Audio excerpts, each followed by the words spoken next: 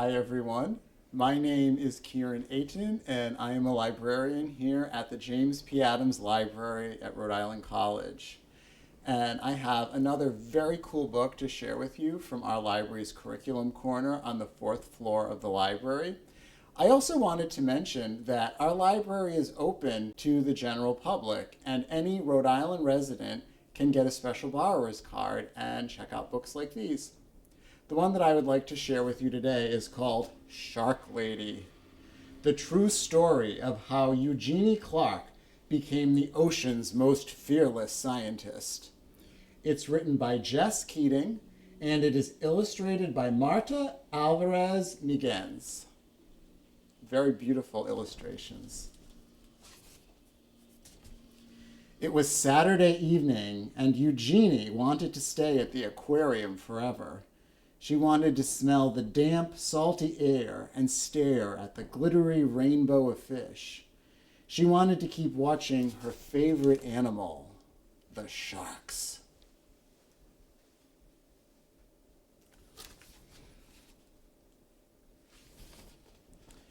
Eugenie pretended she was walking on the bottom of the sea. What would it feel like to swim with her sharks, to breathe underwater with gills of her own? More than anything, she wanted to find out.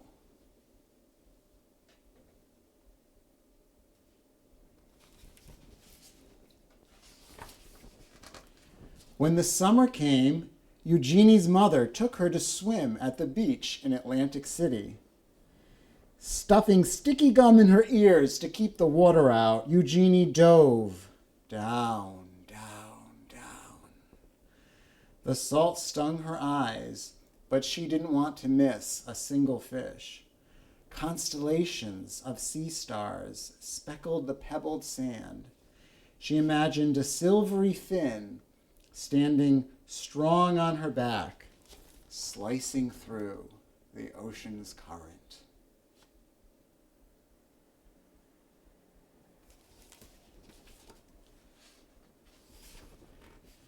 To others, sharks were ugly and scary, but Eugenie thought they were beautiful. As she glided through the cool water, she wished everyone could see sharks through her eyes. But the sharks were only in her mind for now. Eugenie decided to learn everything she could about them. So she dove.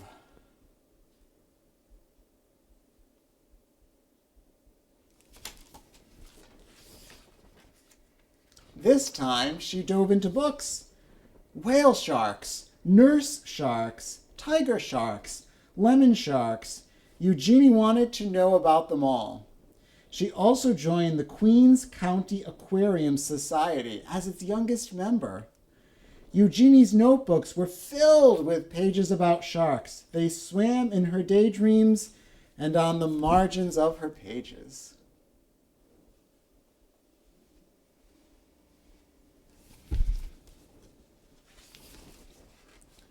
At home, Eugenie's mother surprised her with an aquarium of her own. A 15-gallon tank was much too small for sharks, but Eugenie saved her allowance to buy guppies, clownfish, and coral red snails. It felt as big as an ocean in her room. Their small apartment became an aquarium, a laboratory, and a sanctuary.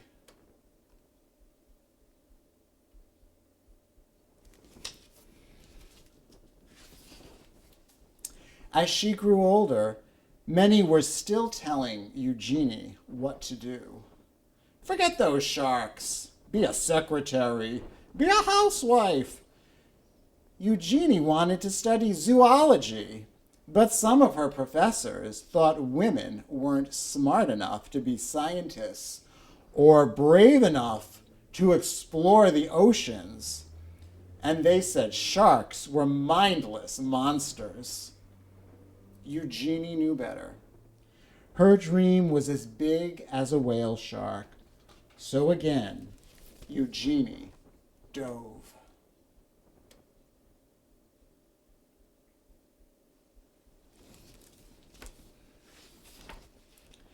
She plunged into every course she could.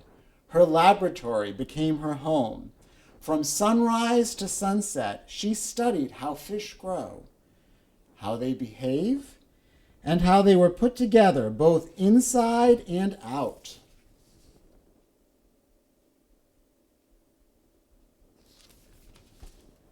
Despite all the people who didn't believe in her, Eugenie was becoming one of the smartest students in her field. Even after she earned her degree, many still doubted her.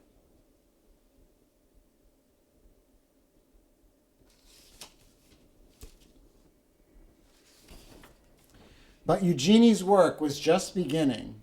Eager to make discoveries of her own, she finally dove into the open ocean. In the Red Sea, Eugenie collected hundreds of fish, including 3 new species which had not been discovered before. On a research mission exploring the Paulo Islands, Eugenie was diving alone when she encountered her first ever wild shark. She wasn't afraid.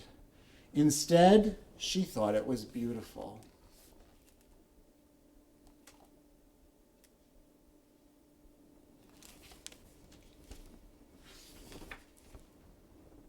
In Isla Mujeres, she dispelled the myth that sharks must keep moving to stay alive when she swam through dark caves, still and silent, and full of resting sharks.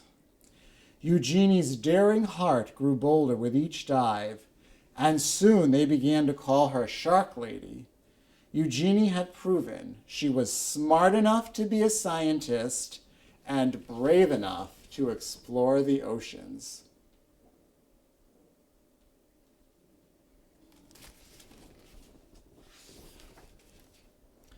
As her courage grew, she began to love and understand her beloved sharks more and more.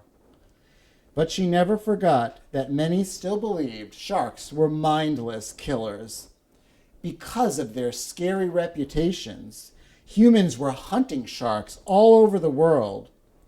Eugenie knew that sharks weren't stupid or mean, and she was determined to prove everyone wrong.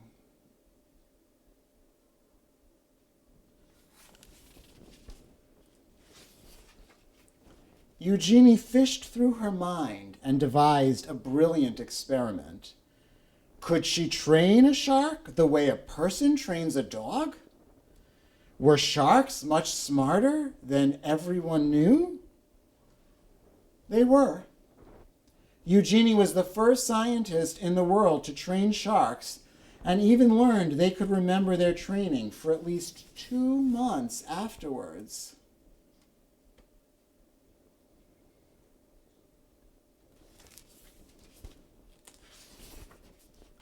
Sharks were not mindless killers. Sharks were beautiful.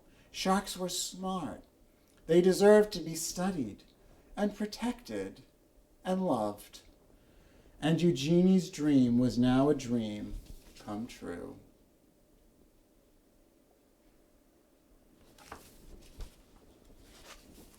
And this book is really beautiful because not only does it have a nice story, but it has fun facts about sharks, and it has a timeline of Eugenie's life.